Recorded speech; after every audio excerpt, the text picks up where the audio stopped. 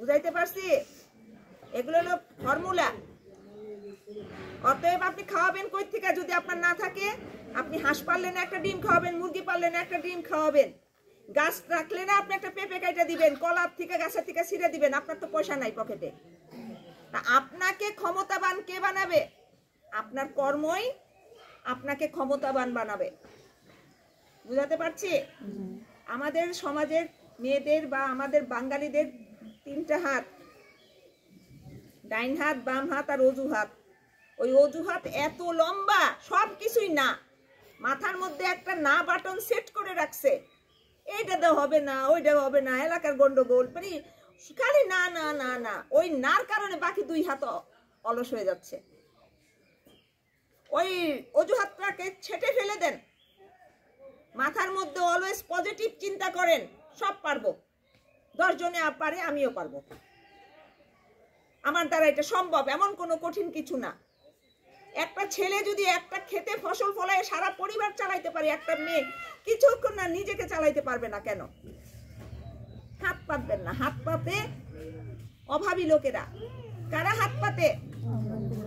এই হাত ফকিরের হাত, আর এই হাত দাতার হাত। এই হাতটা বানান, দিবেন, নেওয়ার চিন্তা করেন না। তাহলে আপনি ধনী হবেন।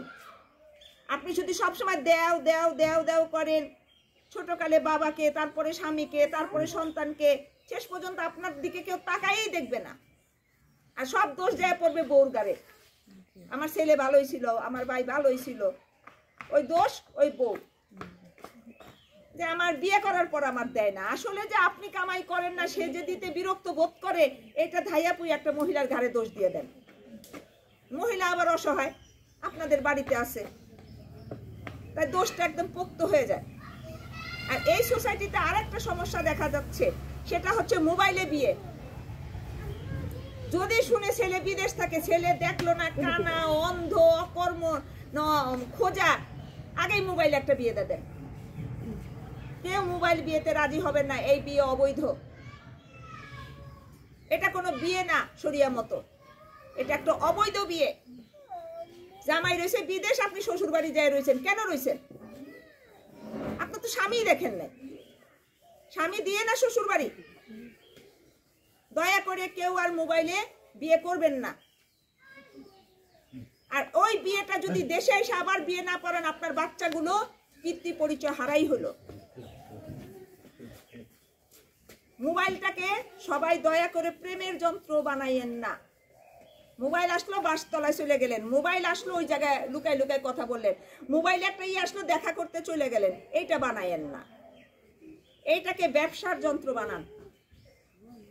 ই কমার্স, এই যন্ত্রটাকে আপনি কাপড় উৎপাদন করছেন, ব্লক বাটিক করছেন, ছবি তুলে দাম লিখে দেন, ছেড়ে দেন ফেসবুকে, এইটার দাম এত, লাগলে যোগাযোগ করুন, নাম্বার দিয়ে দেন, দাম লিখে দেন।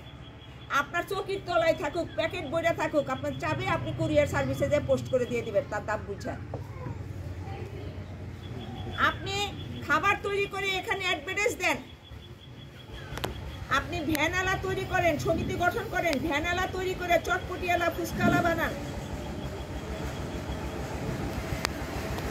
ভ্যান তৈরি করবেন, বাড়ির কর্নার একটা ভ্যান তৈরি কারখানা থাকবে, এক একটা ভ্যান বেচবেন, নাহলে ভাড়া নিবেন ভ্যানের থেকে।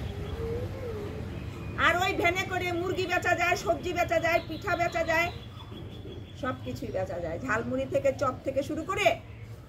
অর্থাৎ আপনি চাকরি না করলেও আর একজনকে কামাই পথ দেখাইতে পারেন। অসম্ভব? বোবা হয়ে গেলেন কেন? অসম্ভব না না। কাঁথা সেলাই করেও আয় করা যায়, নকশি কাঁথা, এটাও কি অসম্ভব? পারা যায় না? সেলাই ট্রেনিং নিয়ে মেশিন দিয়ে বসে আয় করা যায়, পারা যায় না? আমরা করি না, সময় নাই।